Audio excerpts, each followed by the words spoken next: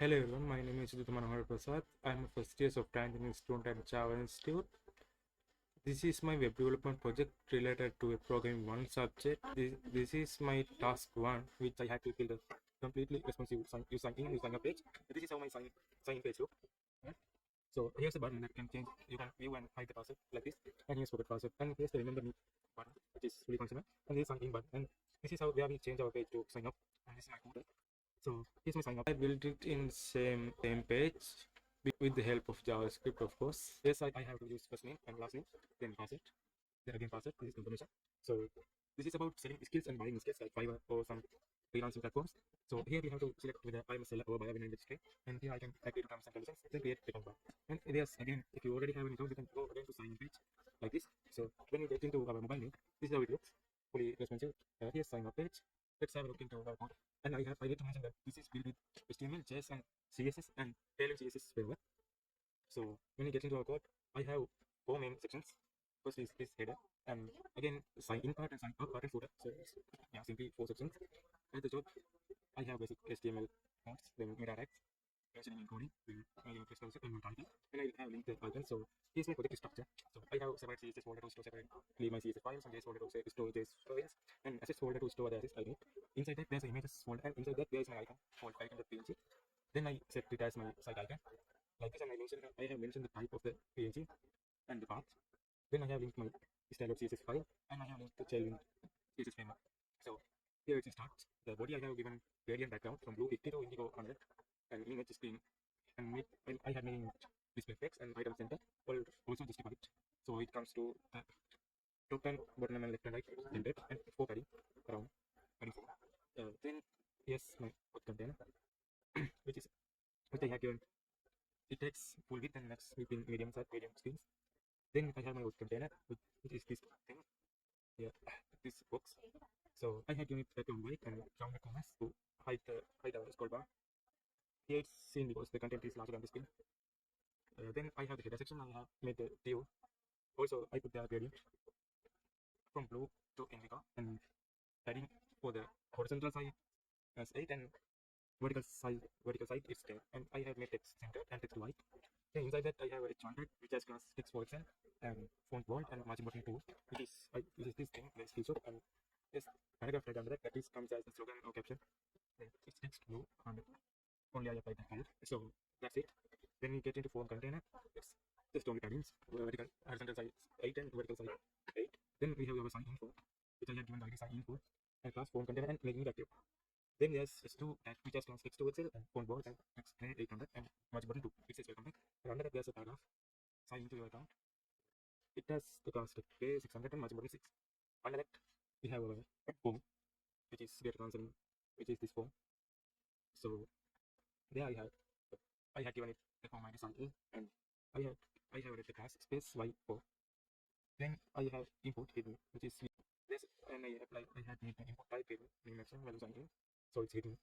And after that there's email input. Yes, I'm sorry, because do with no class and label with label for sign in email related to here, and class block, class making block, and text there is 700 and text is more. Font is semi-bold, there's a margin button 2 for that, and its label is email address, which is basically this thing. Then we have our input, which type is email and name is also email, and ID I have given sign in email, that has sound full. It has classes full width, pixel, I'm sorry, horizontal cutting 4 and vertical cutting 3, then border, and border color is 300 and rounded corners large. When it is focused, no outline none, and focus ring 2, I have the ring 2, and when color is blue 500, then I made more transparent and added transition division to 200. So it basically doing the thing is when you click on this, changes here, it is given a ring and ring color is blue, and also it takes some time to load like this. It's what happened in transition, and basically for in this label 4 thing is we are linking this to this input. When we click on this label, the input is automatically focused like this, like this. Then we go to our password. I had made password div relative and added the label to for sign in password ID here in the input field, and making block text there 700 and text is not. Basically the same thing we did like in email. So the changes are here. This is button. This button is that which we use to hide and sort the password. It's basically doing by changing the type of input field they use in JavaScript with the help of JavaScript. So we will get into this function later. It's a button, and given it class absolute and right 3 top half text gray focus outline 1 same as other image pane. Then we go to remember me and forget password. We made a div, and inside the div we made display plate, item center and justify between. Then we have label for sign in remember me.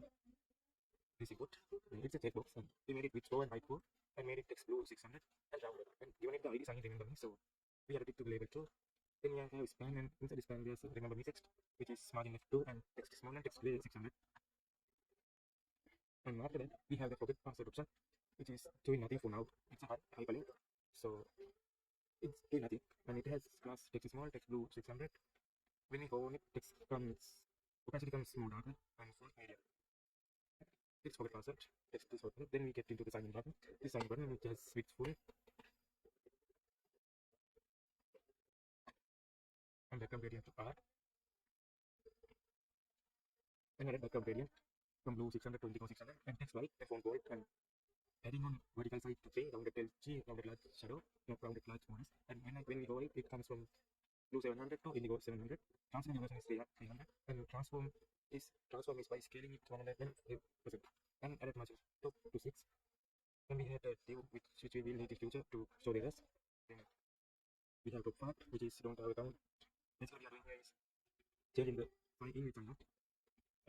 It's a button, it's text is blue 600 and it's blue 700 when over, and font is bold and cursor pointed when over.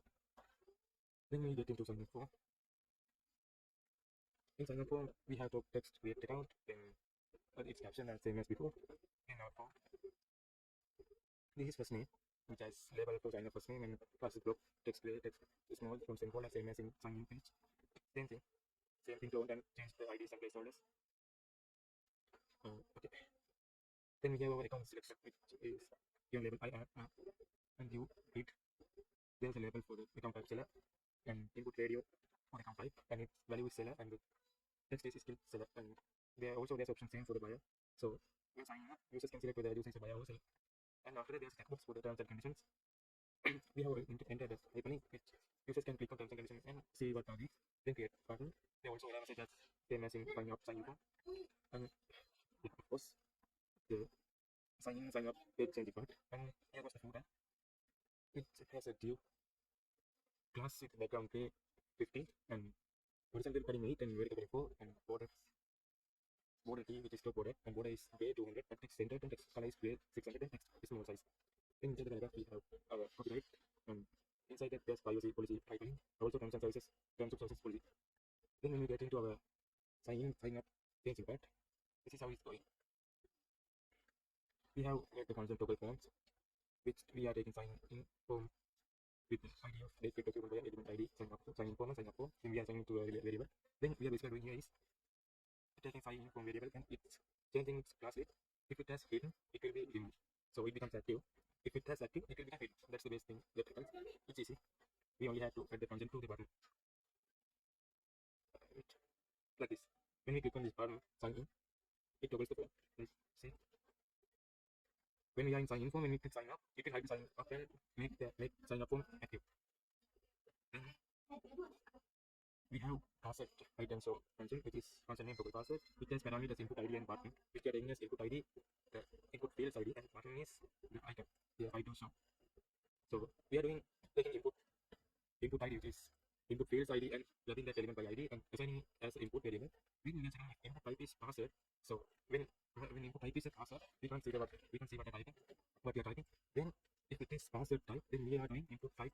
We are changing input type to text. And we are taking this button and changing the buttons in HTML to another icon, which is height to show, from show to height, or from height to show.